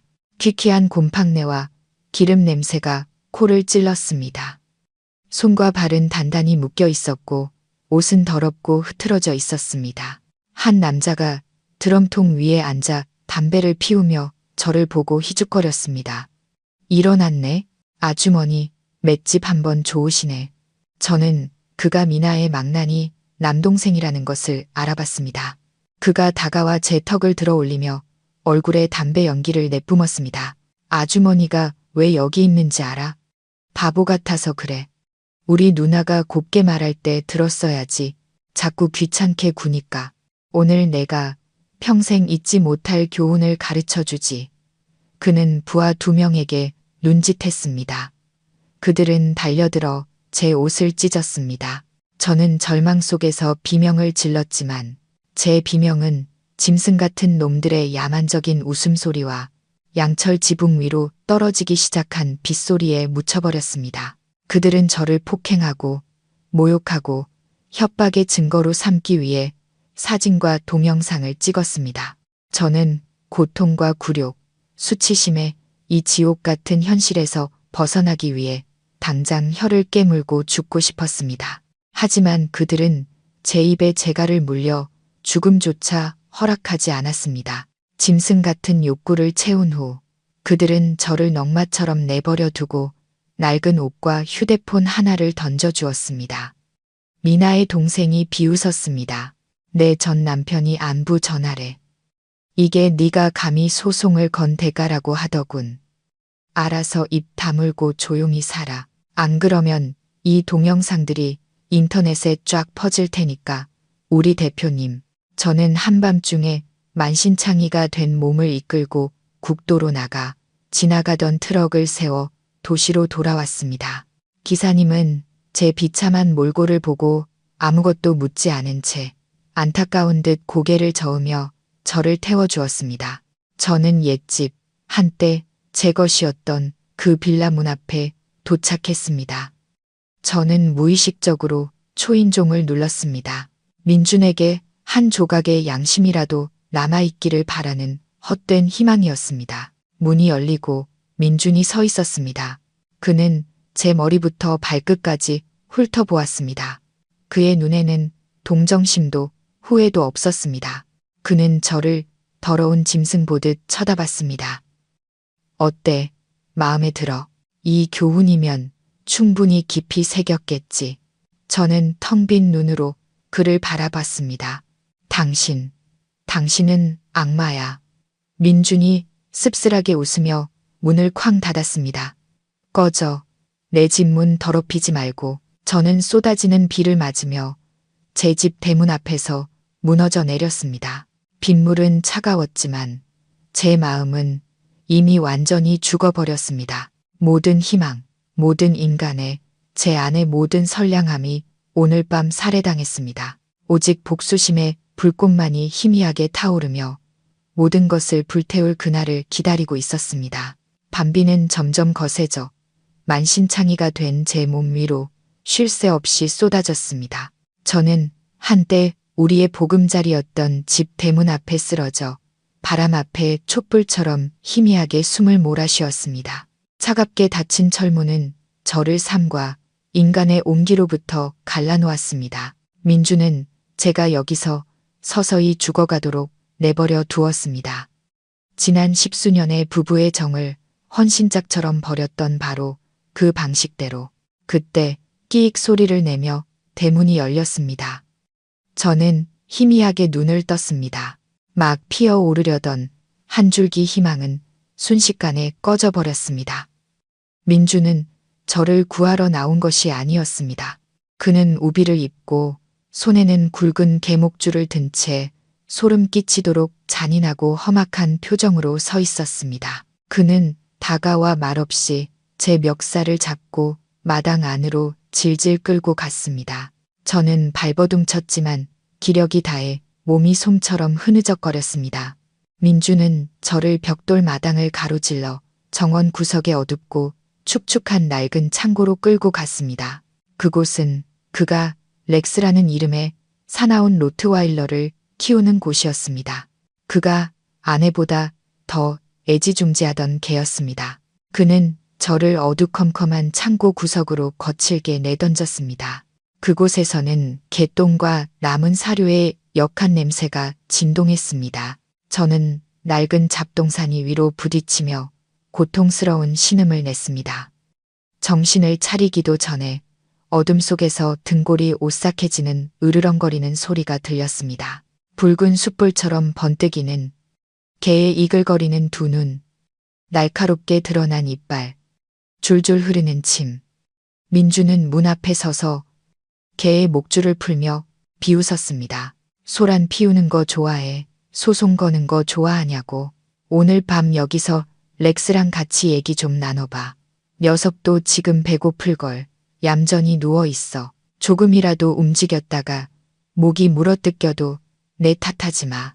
저는 극도의 공포에 질려 벽에 바싹 붙어 떨리는 손으로 무릎을 감싸 안았습니다. 민준 씨, 제발요. 차라리 날 죽여요. 여기만은 안 돼요. 나 걔 무서워하는 거 알잖아요. 민준이 크게 웃었습니다. 그 웃음소리는 밤비와 천둥 소리마저 집어삼킬 듯 울려 퍼졌습니다. 무서워? 내가 내 장인, 장모를 고소할 땐 무서운 줄 몰랐어. 내 젊은 애인 시켜서 날 협박할 땐 무서운 줄 몰랐냐고? 이제 와선 너무 늦었어. 여기서 참회나 하고 있어. 말을 마친 그는 문을 쾅 닫고 밖에서 자물쇠를 걸었습니다. 어둠이 저를 삼켰습니다. 오직 가까이 다가오는 사나운 짐승의 거친 숨소리만이 들릴 뿐이었습니다. 저는 숨을 죽였습니다. 심장이 터질 듯이 뛰었습니다. 렉스가 제 다리에 코를 대고 킁킁거렸습니다. 축축하고 차가운 코가 살카에 닿자 소름이 돋았습니다. 저는 두 눈을 질끈 감고 가장 고통스러운 죽음을 맞이할 준비를 하며 마음속으로 기도를 올렸습니다. 하지만 이상하게도 렉스는 저를 물지 않았습니다. 잠시 냄새를 맡더니 제 발치에 엎드려 끙끙거렸습니다. 어쩌면 짐승조차도 제게서 뿜어져 나오는 극도의 비통함을 느꼈는지도 모릅니다. 저는 벽에 머리를 기댄 채 말라버린 눈물을 흘렸습니다. 생사의 기로에 선 그 순간 마지막 남았던 부부의 정, 민준의 양심에 대한 희미한 희망이 완전히 산산조각 났습니다. 그는 사람이 아니었습니다. 악마였습니다. 저는 공포와 탈진 속에서 정신을 잃었습니다. 꿈속에서 저는 끝없는 심연으로 떨어지고 있었습니다. 주위에서는 민준과 미나의 조롱 섞인 웃음소리가 들렸습니다. 제가 다시 눈을 떴을 때 그곳은 소독약 냄새가 희미하게 나는 새하얀 공간이었습니다. 역겨운 냄새가 나는 창고도 사나운 개도 없었습니다. 저는 푹신한 병원 침대에 누워 있었고 팔에는 링거가 꽂혀 있었습니다. 준수가 침대 옆에 엎드려 제 손을 꼭 잡고 있었습니다. 제가 움직이자 그가 깜짝 놀라 깨어났습니다. 배숙한 그의 얼굴에 기쁜 빛이 감돌았습니다. 선생님, 깨어나셨군요. 하느님, 부처님 감사합니다. 정말 걱정했어요. 저는 갈라진 목소리로 힘겹게 물었습니다. 내가 왜 여기에? 민주는 준수가 제 머리를 쓰다듬었습니다. 그의 눈빛은 안타까웠지만 굳은 의지가 담겨 있었습니다. 어젯밤에 선생님께 계속 전화를 했는데 받지 않으셨어요. 불길한 예감이 들어 선생님 댁 문을 부수고 들어갔습니다. 민주는 집안에서 만취 상태로 술을 마시고 있었고 선생님은 창고에 갇혀 계셨어요. 경찰에 신고했지만 그는 부부 싸움이었다고 둘러대고 미리 준비해둔 선생님의 가짜 정신과 진료 기록까지 내밀어서 경찰도 당장은 그를 어떻게 할 수 없었습니다. 그래서 제가 선생님을 여기로 모시고 왔습니다. 저는 그 말을 듣고 울분이 터졌습니다. 자신의 범죄를 덮기 위해 제게 가짜 정신병 기록까지 만들다니 그의 수법은 너무나 악랄했습니다. 준수가 제 손을 꽉 잡았습니다. 선생님, 걱정 마세요. 그가 악행을 저지를수록 허점은 더 많이 드러날 겁니다. 제가 선생님을 안전한 곳으로 모셨습니다. 지금 가장 중요한 건 선생님이 건강을 되찾으시는 거예요. 우리에겐 아직 치러야 할 큰 싸움이 남아있으니까요. 그 후 며칠 동안 준수는 저를 극진히 보살폈습니다. 그는 제가 일할 수 있도록 병원으로 컴퓨터를 가져다 주었습니다. 병실은 우리 두 사람의 비밀 작전 본부가 되었습니다. 저는 모든 분노와 슬픔을 코드 한 줄 한 줄에 쏟아부었습니다. 저는 관리 시스템 소프트웨어의 아키텍처 전체를 다시 설계했고, 과거에 제가 경고했지만 민준이 돈이 아깝다며 무시했던 보안 취약점들을 보완했습니다. 저는 이 새로운 시스템에 잿더미에서 부활한다는 의미로 피닉스라는 이름을 붙였습니다. 그것은 민준이 가진 낡은 시스템보다 훨씬 뛰어나고 지능적이며 특히 기존 시스템을 무력화시킬 수 있는 기능을 가지고 있었습니다. 준수도 가만히 있지 않았습니다. 그는 과거에 민준에게 억압당하거나 사기당했던 옛 주주들에게 몰래 연락했습니다. 준수는 자신의 신뢰와 능력으로 그들을 설득했습니다. 그는 사람을 시켜 민준의 공금 횡령, 방탕한 사생활, 그리고 특히 미나와의 불륜 관계에 대한 증거를 수집했습니다. 우리는 밤낮으로 먹고 자는 것도 잊은 채 일했습니다. 저는 마치 10년은 젊어진 것 같았습니다.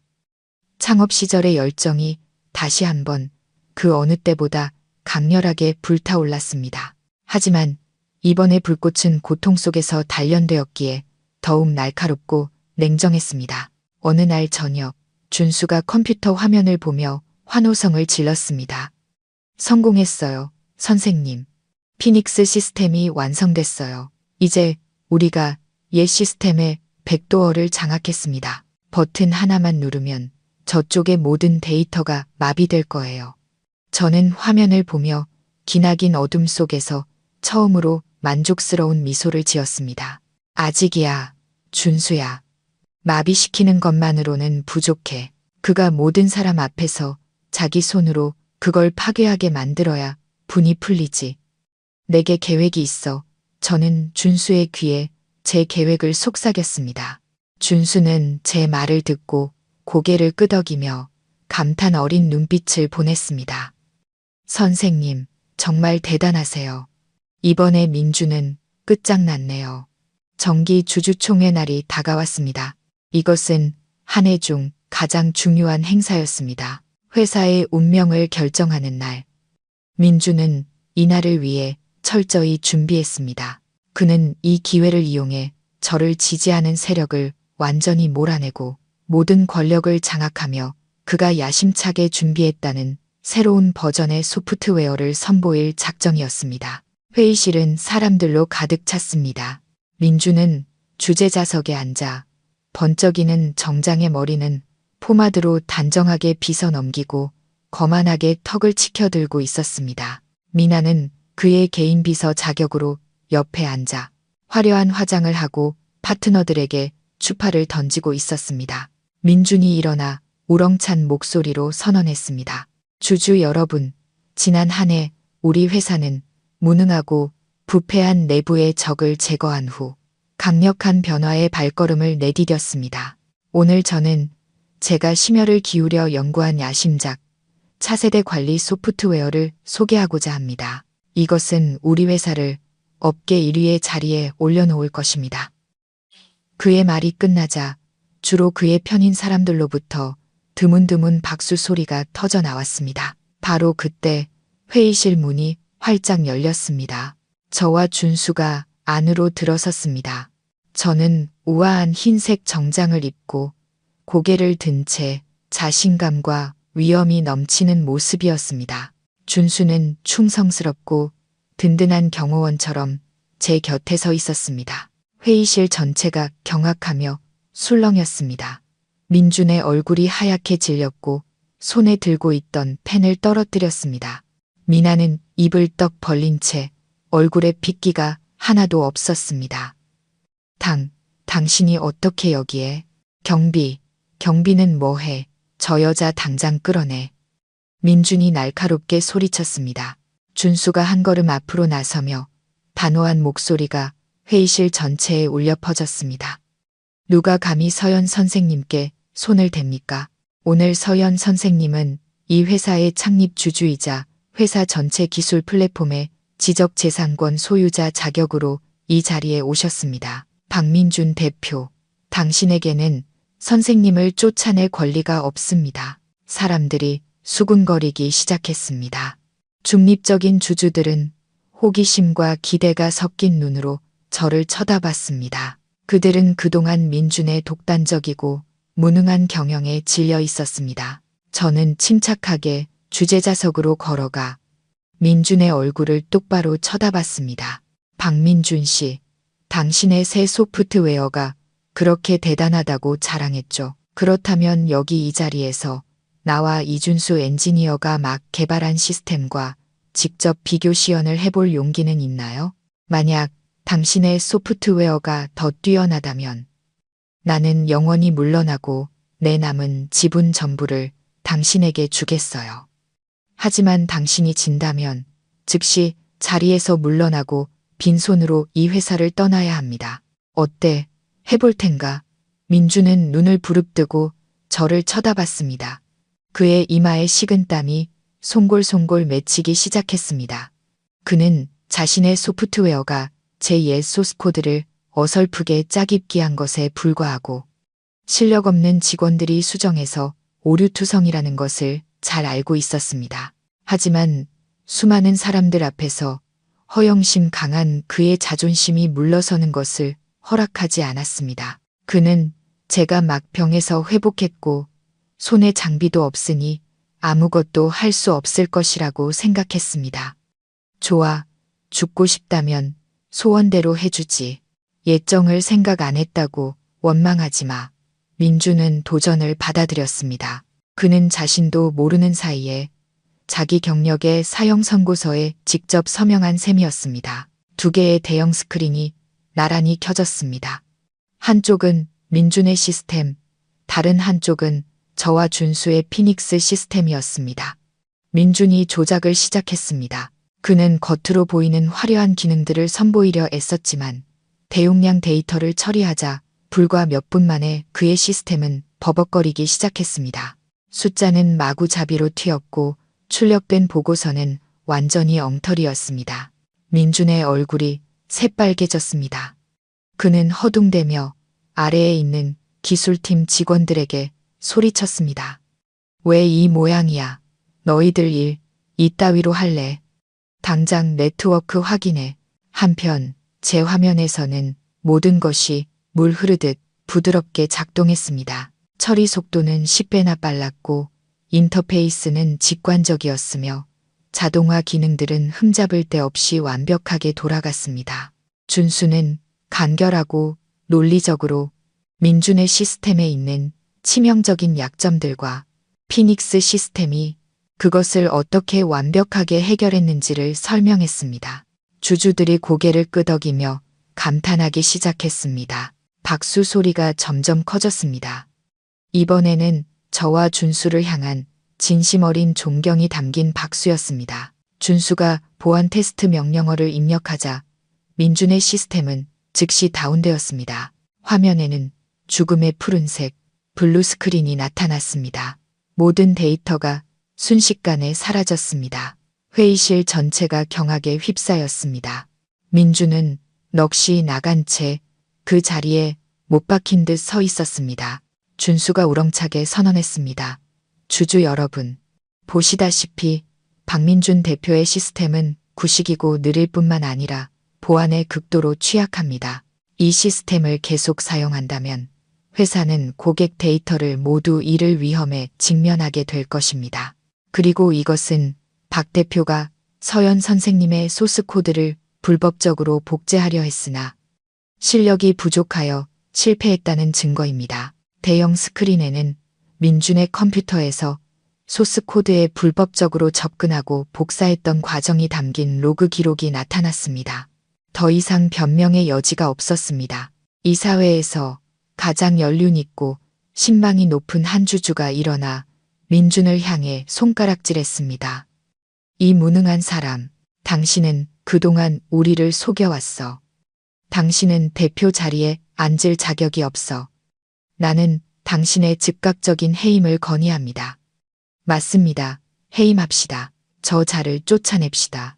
고함 소리가 회의실을 가득 메웠습니다. 민주는 떨면서 마지막 남은 자존심이라도 지키려 애썼습니다. 당신들 감히 나를 배신해? 내가 회장이야. 내가 지분을 가장 많이 가지고 있다고.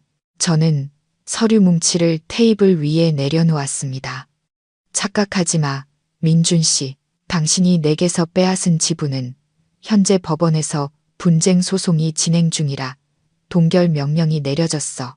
그리고 이건 당신이 내연녀에게 집을 사주기 위해 회사 공금 50억 원을 횡령했다는 고소장이야. 은행 거래 내역과 위조 서명까지 전부 증거로 제출했지. 경제팀 형사들이 문 밖에서 당신을 기다리고 있어. 민주는 정복을 입은 형사들이 들어오는 것을 보고 다리에 힘이 풀려 바닥에 주저앉았습니다. 미나는 상황이 불리해지자 뒷문으로 몰래 빠져나가려 했지만 경비원에게 붙잡혔습니다. 민준이 절망 속에서 외쳤습니다. 서연아, 내가 잘못했어. 제발 날 용서해줘. 부부의 연을 생각해서라도 날 막다른 길로 몰지 말아줘. 저는 감정 없는 차가운 눈으로 그를 쳐다봤습니다. 그 막다른 길은 당신이 스스로 선택한 거야. 날 계집에 가뒀을 때 당신은 부부의 연을 생각했나? 어서 가. 이 회사를 더럽히지 말고. 경비원들이 민준의 양팔을 잡고 마치 버려진 개를 끌고 가듯 밖으로 끌고 나갔습니다. 그는 끌려가면서도 처절하게 울며 애원했지만 아무도 그를 돌아보지 않았습니다. 미나도 조사를 받기 위해 함께 끌려갔습니다. 회의실은 축하의 박수 소리로 가득 찼습니다. 저는 그곳에 서서 눈물을 흘렸습니다. 고통의 눈물이 아니었습니다. 해방의 눈물이었습니다. 저는 이겼습니다.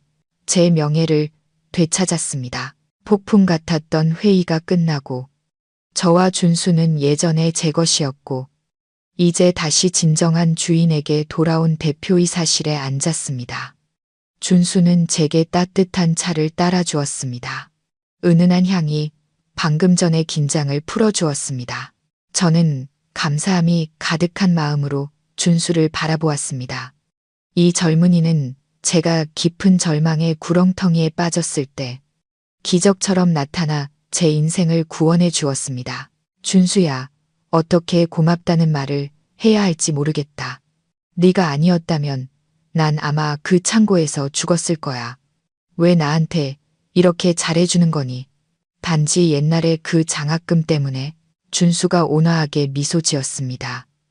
그는 지갑에서 낡고 빛바랜 사진 한 장을 꺼내 제게 건넸습니다. 사진 속에는 깡마르고 까무잡잡한 남자아이가 달아빠진 흰 셔츠를 입고 인자한 중년 남성과 환하게 웃는 젊은 여성에게서 상을 받고 있었습니다.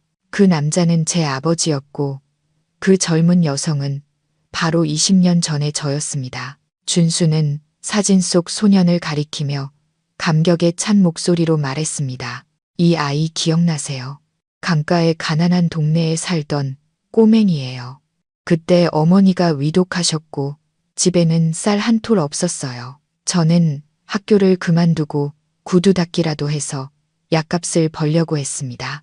바로 그때 선생님과 아버님께서 저희 집까지 찾아와 장학금을 주시고 어머니 약값까지 보태주셨어요. 선생님은 제 손에 샌드위치를 쥐어주시며 말씀하셨죠. 이거 먹고 힘내서 공부해. 나중에 훌륭한 사람 되면 그때 은혜 갚아도 늦지 않아. 저는 어렴풋이 기억이 났습니다. 그런 일이 있었지. 하지만 너무 많은 봉사활동을 하고 너무 많은 사람들을 도와서 아이들 얼굴 하나하나를 다 기억하지는 못해. 내가 예전에 뿌렸던 작은 선행의 씨앗이 이제는 폭풍우 속에서 나를 지켜주는 거목이 될 줄은 몰랐네. 준수는 눈시울을 붉히며 말을 이었습니다. 그 샌드위치는 제 인생 최고의 음식이었습니다. 선생님의 격려는 제가 타지에서 수년간 버티고 일어설 수 있었던 원동력이었습니다. 저는 항상 성공해서 은인을 찾아뵈어야 한다고 다짐했습니다. 선생님이 어려움에 처했다는 소식을 듣고 마음이 너무 아팠습니다. 제가 선생님을 돕는 것은 은혜를 갚기 위해서만이 아니라 선생님의 인격을 존경하기 때문입니다. 선생님은 제게 두 번째 인생을 주신 제 두 번째 어머니이십니다. 저는 울음을 터뜨리며 준수를 끌어안았습니다. 우리 두 사람, 두 세대는 신성한 은혜의 끈으로 연결되어 있었습니다.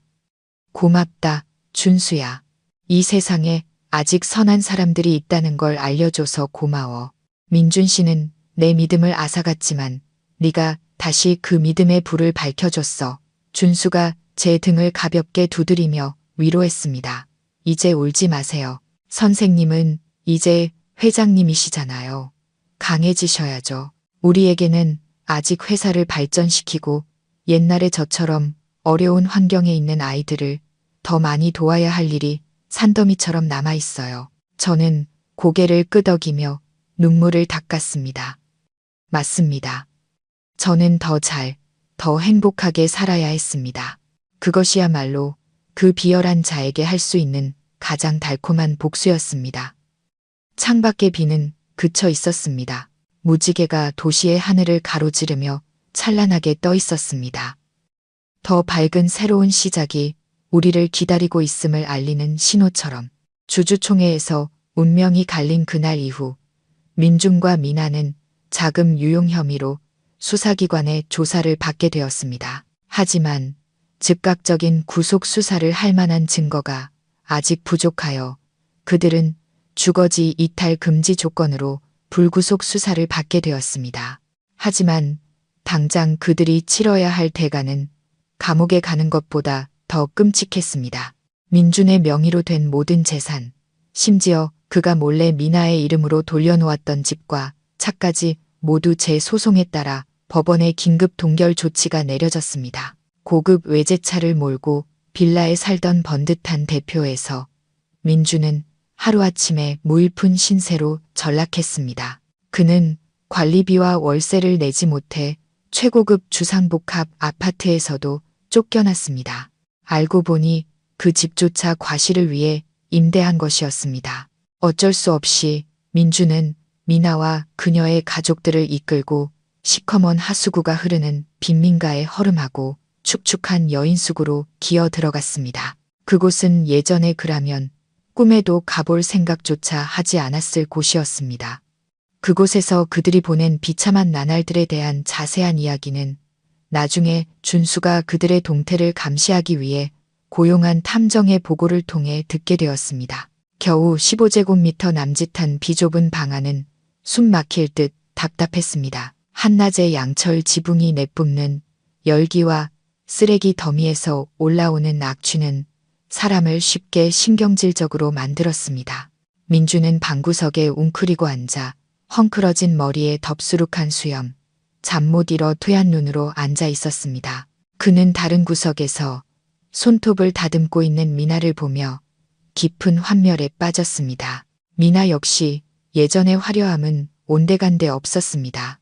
그녀는 구겨진 잠옷을 입고 화장기 없는 얼굴에는 주근깨와 짜증이 가득했습니다.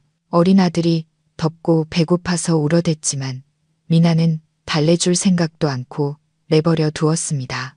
그때 미나의 휴대폰이 울렸습니다. 그녀는 민준을 힐끗 보더니 휴대폰을 들고 복도로 나가 전화를 받았습니다. 민준은 의심이 들었습니다. 배신자의 다의적인 본능이 고개를 들었습니다.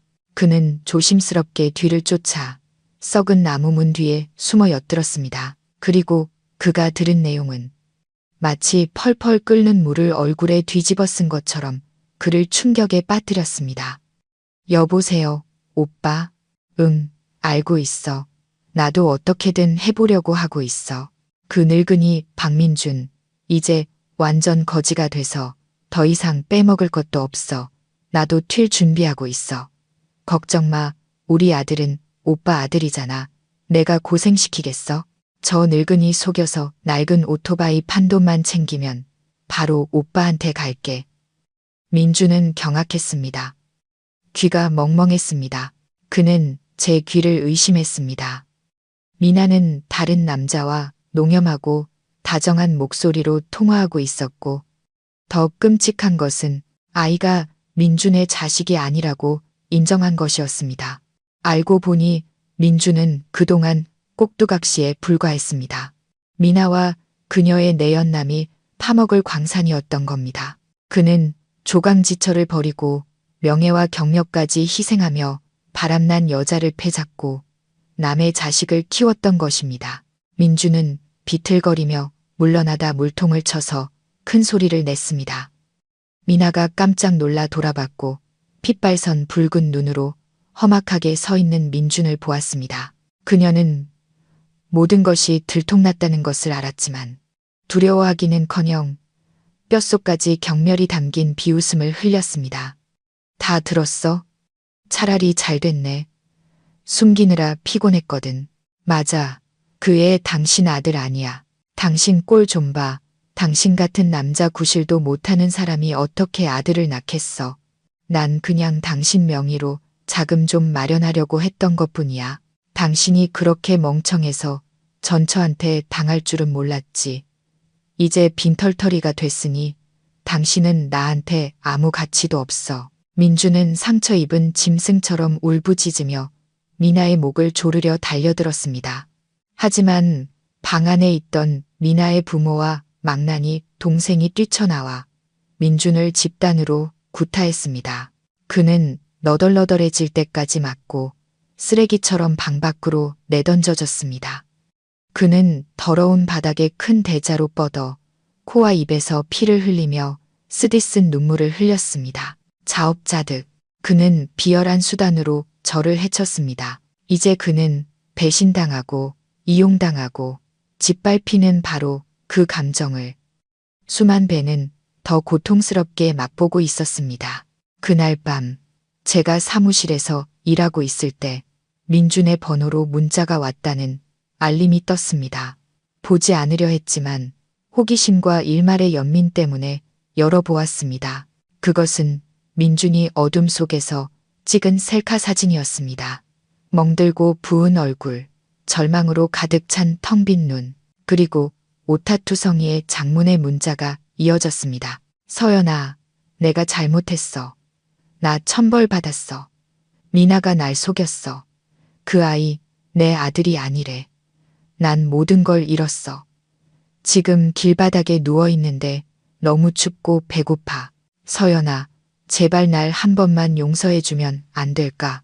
내가 맹세할게. 다시 시작해서 너한테 평생 갚으며 살게. 우리 다시 시작하면 안 될까? 너 아직 나 사랑하잖아.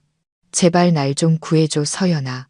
그 문자를 읽는 동안 제 마음에는 어떤 애틋한 감정도 잃지 않았습니다.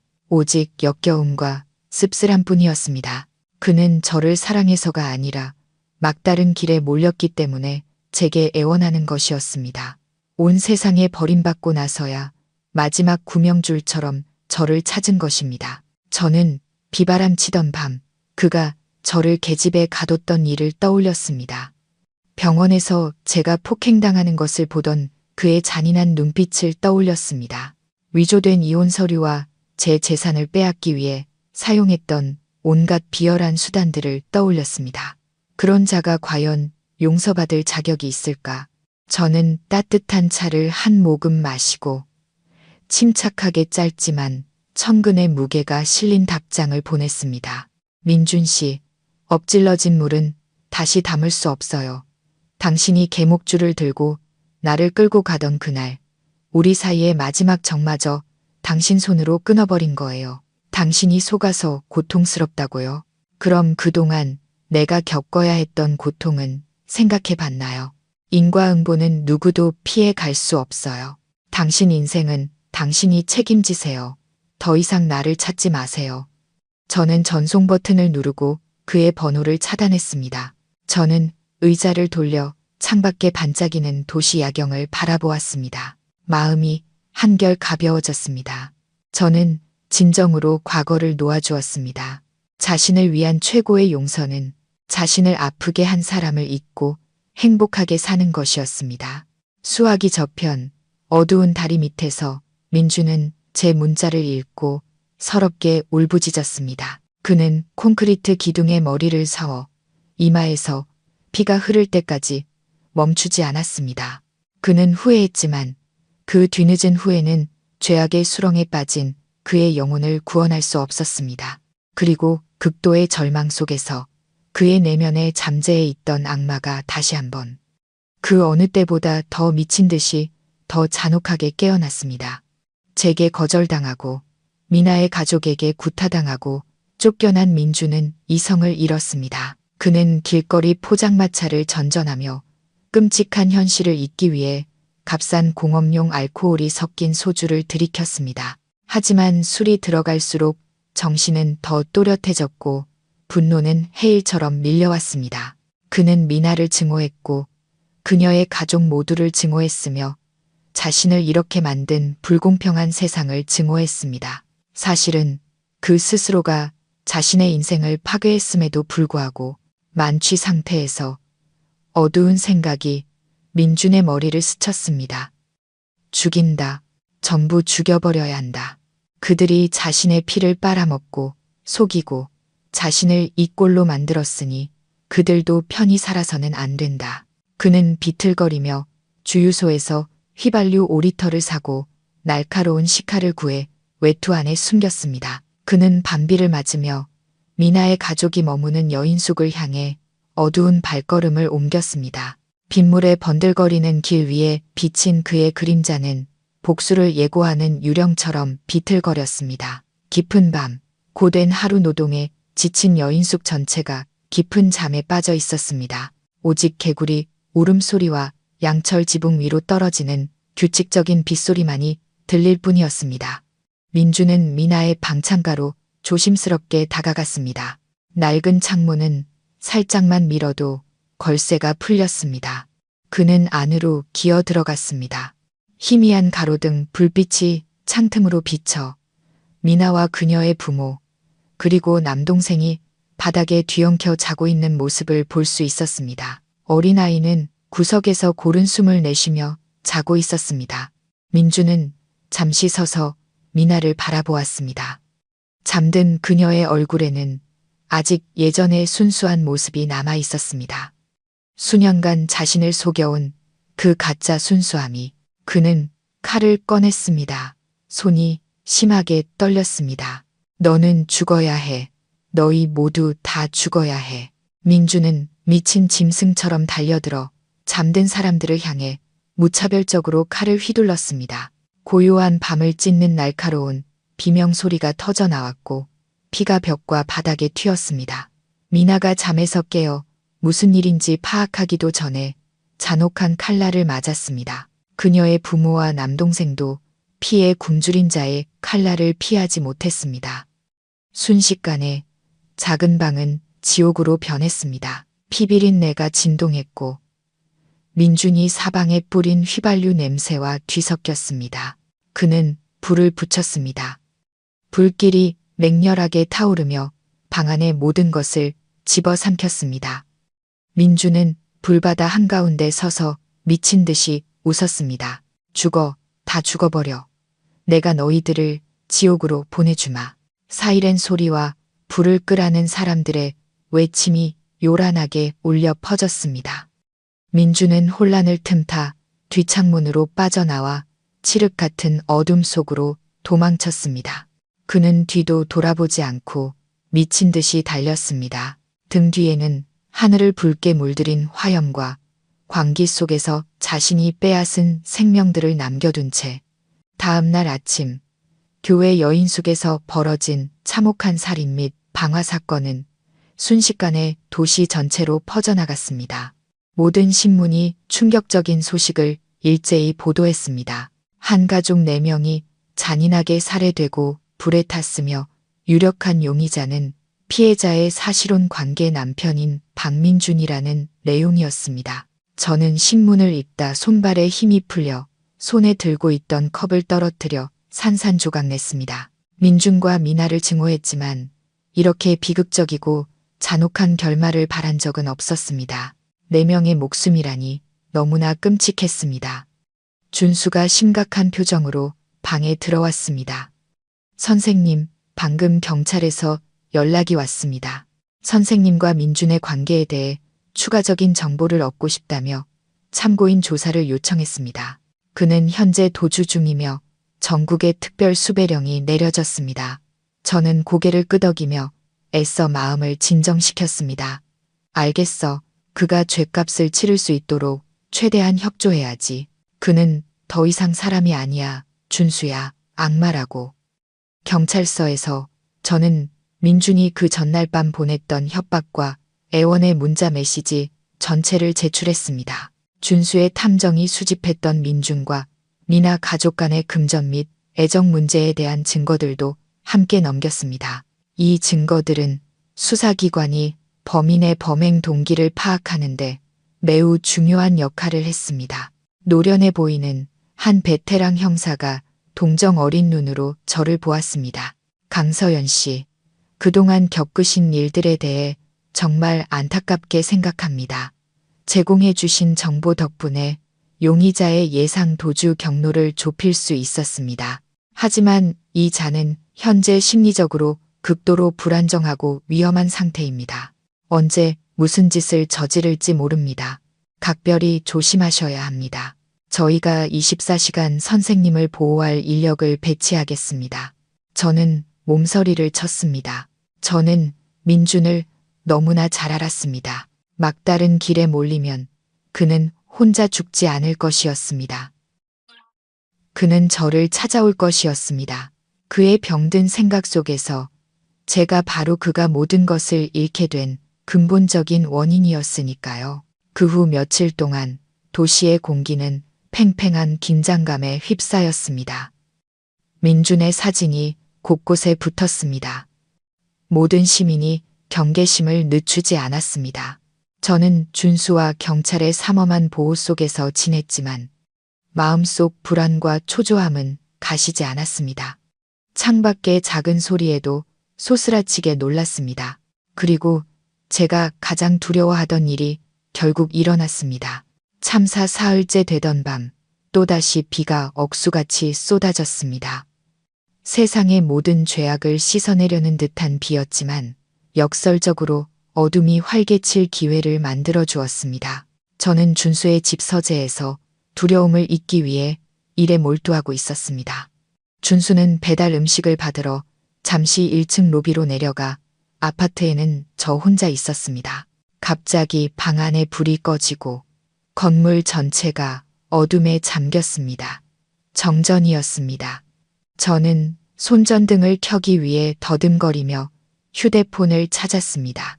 하지만 불빛이 켜지는 순간 저는 그 자리에 얼어붙었습니다. 검은 그림자가 제 바로 앞에 서 있었습니다. 술 냄새와 타는 냄새가 섞인 역한 숨결. 민준. 그가 서 있었습니다. 손에는 피가 말라붙은 식칼을 든 채 눈은 밤의 짐승처럼 이글거렸습니다. 그의 옷은 더럽고 찢어져 있었고 머리카락은 헝클어져 마치 지옥에서 현신한 악마 같았습니다. 그가 목구멍에서 기괴한 웃음소리를 냈습니다. 그 소리에 소름이 돋았습니다. 안녕, 내 사랑하는 아내. 많이 놀랐나? 내가 말했잖아. 내가 죽더라도 너는 꼭 데리고 갈 거라고. 저승길도 부부가 함께 가야 외롭지 않지. 저는 뒤로 물러나다 책상에 부딪혔습니다. 목소리가 떨렸습니다. 민준 씨, 진정해요. 날 죽여도 당신은 못 빠져나가. 경찰이 이 근처를 다 포위하고 있어. 자수해서 관용을 구해요. 민준이 소리쳤습니다. 관용 같은 소리 하네. 난 이미 4명이나 죽였어. 어차피 죽을 목숨이야. 난 더 살고 싶지 않아. 그냥 너랑 같이 죽고 싶을 뿐이야. 다 너 때문이야. 네가 아니었다면 내가 이 꼴이 되진 않았을 거라고. 네가 소송만 안 걸었어도 얌전히 돈만 내줬어도 이런 일은 없었어. 그는 제게 달려들어 칼을 높이 쳐들었습니다. 저는 비명을 지르며 급한 대로 노트북을 집어 그의 얼굴에 던지고 문으로 달려갔습니다. 하지만 그는 순식간에 제 머리채를 잡아챘고 칼날을 제 목에 바싹 갖다 댔습니다. 차가운 감촉이 소름 끼쳤습니다. 도망갈 생각 마. 오늘이 내 제삿날이야. 칼날이 제 목을 베려는 순간 문이 활짝 열리며 강한 불빛이 민준의 얼굴을 비췄습니다. 그가 눈이 부셔 움찔했습니다. 무기 내려놔. 준수였습니다. 그는 문 앞에 서서 손전등을 들고 있었고 그 뒤에는 총을 겨눈 특수기동대원들이 있었습니다. 민준은 당황하여 제 목을 더 세게 조르며 저를 인간 방패로 삼았습니다. 물러서 한 놈이라도 다가오면 이 여자 목을 그어버리겠어. 준수는 걱정스러운 눈으로 저를 보면서도 민준과 협상하기 위해 애써 침착함을 유지했습니다. 민준 씨, 서연 선생님을 놔주세요. 남자답게 행동해요. 여자를 방패로 삼지 말고 당신 꼴을 좀 봐요. 더 이상 잃을 것도 없잖아요. 칼을 내려놓으면 내가 당신의 가명을 위해 탄원하겠다고 약속합니다. 민준이 미친 듯이 웃었습니다. 입 닥쳐, 이 자식아.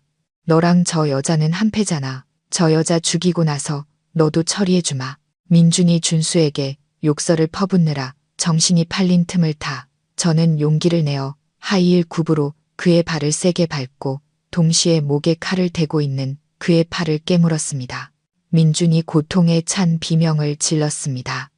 칼을 쥔 손에 힘이 풀리는 순간 준수가 화살처럼 달려들어 민준의 손을 걷어찼습니다. 칼이 멀리 날아갔고 경찰들이 들이닥쳐 민준을 바닥에 제압했습니다. 그는 미친 듯이 발버둥치며 욕설을 퍼부었지만 손목에 채워진 차가운 수갑을 벗어날 수는 없었습니다. 준수가 저를 일으켜 사시나무처럼 떨고 있는 저를 꽉 안아주었습니다. 괜찮으세요? 제가 늦지 않았어요. 이제 안전해요. 선생님. 저는 준수의 어깨에 얼굴을 묻고 아이처럼 울음을 터뜨렸습니다. 길고 긴 악몽이 마침내 끝났습니다. 민준은 끌려가면서 마지막으로 저를 증오와 절망이 가득한 눈으로 쳐다봤지만 저는 더 이상 두렵지 않았습니다. 정의가 실현되었다는 것을 알았기 때문입니다. 박민준에 대한 재판은 쓸쓸한 비가 내리는 어느 날 열렸습니다. 재판정은 방청객으로 가득 찼고 무겁고 비통한 공기가 감돌았습니다. 언론은 범인의 전례 없는 잔혹성 때문에 이 사건을 사회를 뒤흔든 사건이라 불렀습니다. 민준은 피고인석에 서 있었습니다. 풀쑥한 얼굴, 필싸게 들어간 눈, 수갑이 채워진 두 손. 그는 누구도 쳐다보지 못하고 고개를 숙인 채 폭풍 앞에 마른 잎사귀처럼 온몸을 떨고 있었습니다. 그가 저지른 끔찍한 범죄의 세부사항을 나열하는 긴 공소장을 듣는 동안 재판정에 많은 사람들이 흐느낌을 참지 못했고 가장 냉정한 사람들조차 공포에 몸서리를 쳤습니다. 저는 이해관계인석에 앉아 있었습니다. 한때 제 남편이었던 남자의 굽은 등을 바라보며 제 마음에는 통쾌함이나 원망 대신 길을 잃은 한 인간에 대한 끝없는 연민만이 남았습니다.